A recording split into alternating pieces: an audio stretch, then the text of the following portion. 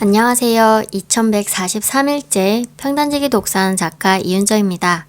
오늘은 뿌듯하게 인생을 나누는 비결에 관해서 이야기 나눠볼까 합니다.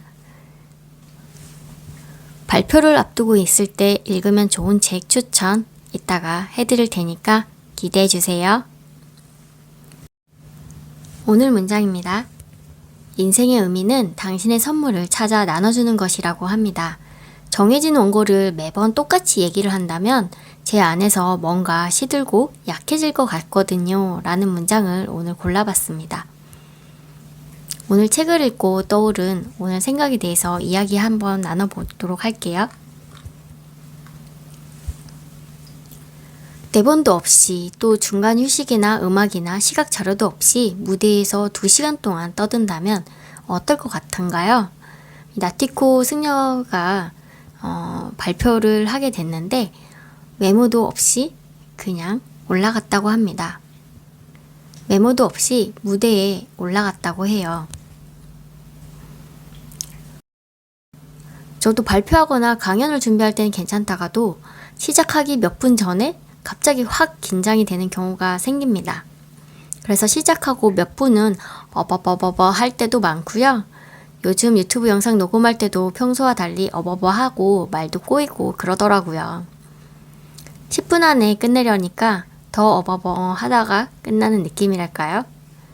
30분짜리 이상 촬영을 해야 좀 편안해지고 말이 좀 잘 되려나 모르겠네요. 예전에 직장에 다닐 때 세미나 하거나 강의할 때 발표 자료에 글씨만 빼곡하게 적기도 했습니다. 저는 공학도이기 때문에 보통 글씨가 더 많아요. 스티브 잡스 발표나 요즘 유튜버들은 어쩜 그리 말을 잘하는지 참 부러울 때가 많습니다. 지난 직장에서 선배 한 명이 있었는데요. 그분의 발표 자료는 10장 내외입니다. 그런데 그 10장으로 2시간을 때울 수도 있고 30분 안에 끝내기도 하고 3시간까지도 혼자 말씀을 하실 수 있는 프레젠테이션에 능한 선배였습니다. 저는 초보였기에 처음에는 1시간에 한 40장 이상 자료를 만들기도 했습니다. 긴장해서 잃어버릴까봐 대부분 글씨로 채웠죠. 첫 강의에서는 말하다가 시간을 넘겨버려서 발표자료를 다 마치지도 못하고 끝내는 경우가 있었고요. 그 다음번에는 발표 자료를 20장으로 줄였습니다. 그랬더니 50분 발표 시간에 10분이나 빨리 끝나버리는 거예요. 얼마나 당황했는지 모릅니다. 그 이후로 저는 그 선배를 따라서 글씨 대신 그림으로 바꿔가기 시작했습니다. 발표 중간에 시간을 보면서 살아있는 스토리로 가감을 하기도 했고요. 10년차 경력이 쌓이고 나니까 발표 중간에 질문을 받아도 지난 경험들을 살아있는 사례로 들어서 넣고 빼고 할 수 있는 전문가가 되기도 했습니다.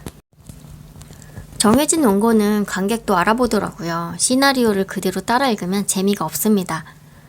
키워드만 몇 개 정해두고 자신만의 살아있는 스토리로 풀어나가는 발표가 청중에게 더 울림이 있거든요. 물론 시나리오대로 하면 정리가 잘 되고 발표도 멋지게 마칠 수 있지만 딱딱해질 수도 있습니다.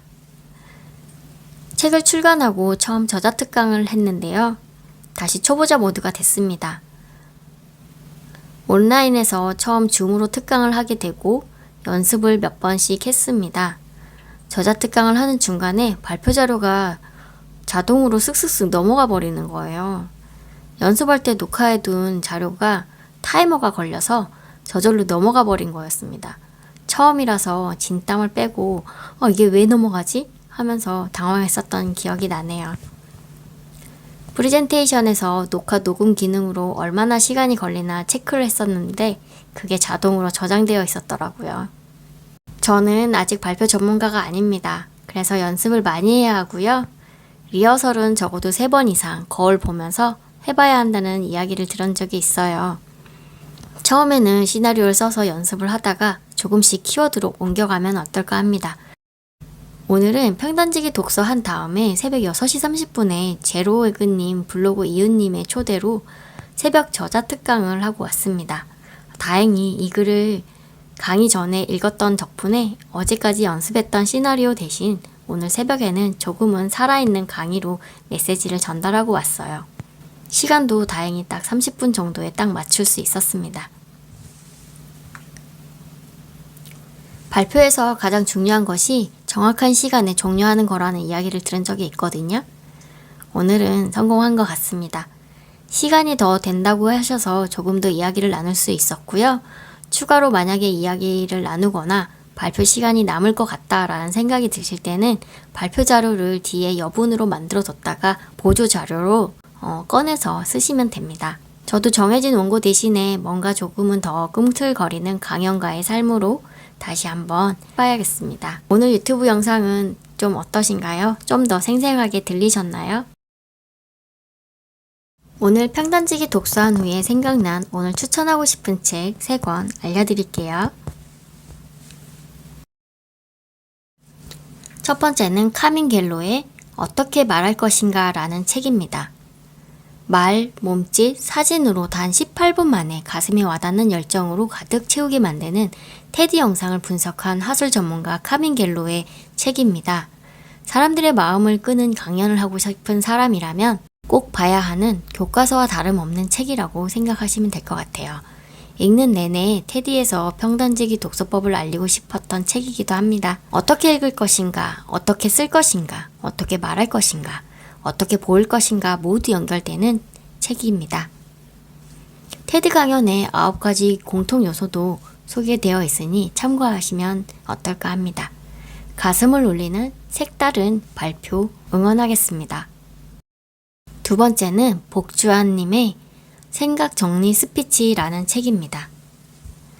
생각 정리만 잘하면 스피치는 덤으로 가져갈 수 있다고 합니다. 말하기와 글씨를 동시에 잡을 수 있는 방법인데요. 말을 잘 하려면 생각 정리를 해야 되고, 생각 정리를 하려면 말하듯이 해야 된다라는 이야기가 있습니다. 스피치 대본을 제작하는 방법도 소개되어 있고요. 교과서로 삼을 만한 스피치 영상도 소개하고 있습니다.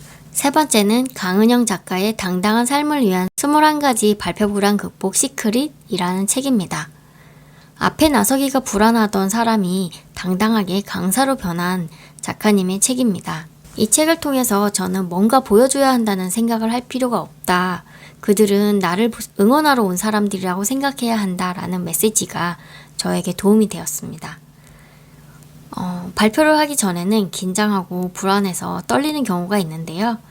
이게 내가 불안해서 떠는 게 아니라 설레고 있구나 라는 생각으로 재해석하고 받아들이는 연습이 필요하다고 알려주시더라고요. 그리고 발표를 잘하려고 애쓰지 말고 빈틈이 있는 미완성이 더 보기 좋다고 이야기하고 있습니다. 이 책은 제가 회복 탄력성이라는 책을 읽었었는데 그 책을 기반으로 메시지가 전달되는 느낌이 좀 들었습니다. 오늘 문장과 오늘 생각을 통해서 오늘 행동은 살아있는 이야기로 청중과 소통하기로 정해봤습니다. 감사합니다. 우리는 잘 될 수밖에 없습니다.